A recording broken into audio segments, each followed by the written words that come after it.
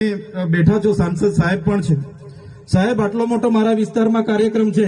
Collector સાહેબ, પ્રાંત સાહેબ અને પ્રાયોજનાજી, શર્માજી, હું અહીંનો ધારાસભ્ય છું. ભાઈ, મને કેમ કોઈ ફોન બી નહીં કર્યો, પત્રિકા નહીં, જાણ નહીં, ખુલાસો કરો.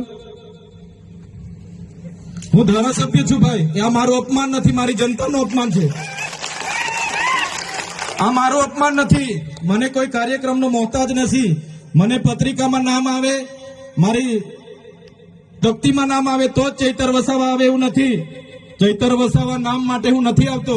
મારા જનતાને મારા સરપંચે કીધું કે આટલો મોટો કાર્યક્રમ છે શિક્ષણનો, સાહેબ તમારે આવવું પડશે, એટલે મેં આવ્યો છું. અને કલેક્ટર સાહેબ, તમારી જવાબદારી છે, તમે વહીવટ છો, તમે મને ફોન કરીને જણાવો ને કાર્યક્રમ છે. મંત્રી સાહેબ ગાંધીનગરથી આવે છે, કઈ તકલીફ છે અમારાથી તમને?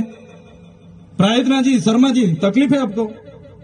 તો કેમ ભાઈ તમે અમને જાણ નથી કરતા? કેમ આમંત્રણ નથી આપતા? તમારું વહીવટી તંત્ર હું ધંધા કરે છે ને બધું ખબર છે. હમણાં મોદી સાહેબ આવ્યા હતા, ખર્ચો થાય ભાઈ, 8-10 કરોડ રૂપિયાનો ખર્ચો થાય. તમે દેવ મોગરામાં ડેકોરેશન માટે કલેક્ટર સાહેબ 16 કરોડ રૂપિયાનો અમારા આદિજાતિ બજેટમાં ખર્ચો પાડ્યો છે. તમે ત્યાં મોદી સાહેબના મંડપના સ્ટેજ માટે 15 કરોડના ખર્ચા કર્યા છે. ટોયલેટ, મોબાઈલ ટોયલેટ માટે 2,40,000નો 2 કરોડ ને 40 લાખના તમે ખર્ચા પાડ્યા છે. નાસ્તા માટે 2 કરોડ ખર્ચા પાડ્યા છે.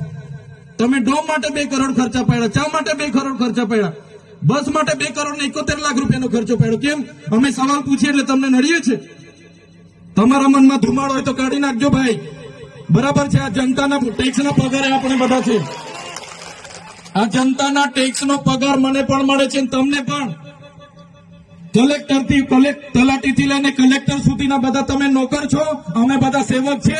આ લોકોએ જે પણ કે અમે પ્રતિનિધિ છે, અમને અધિકારો આપ્યા છે. તમે અમને કેમ અહીંયા બોલાવ્યા નથી? ના સાહેબ, અમારે વિદ્યાર્થીઓ અમે કેવું પડે છે. અમને કઈ, તમે દર વખતે ચિકદામાં કીધું, દર વખતે આ જ પ્રશ્ન ઉભો કરો છો, દર વખતે આ જ પ્રશ્ન ઉભો કરો છો. ઓ ભાઈ, ધારાસભ્ય છું, લોકોએ મને ચૂંટ્યા છે, મને આમંત્રણ જોઈએ ભાઈ.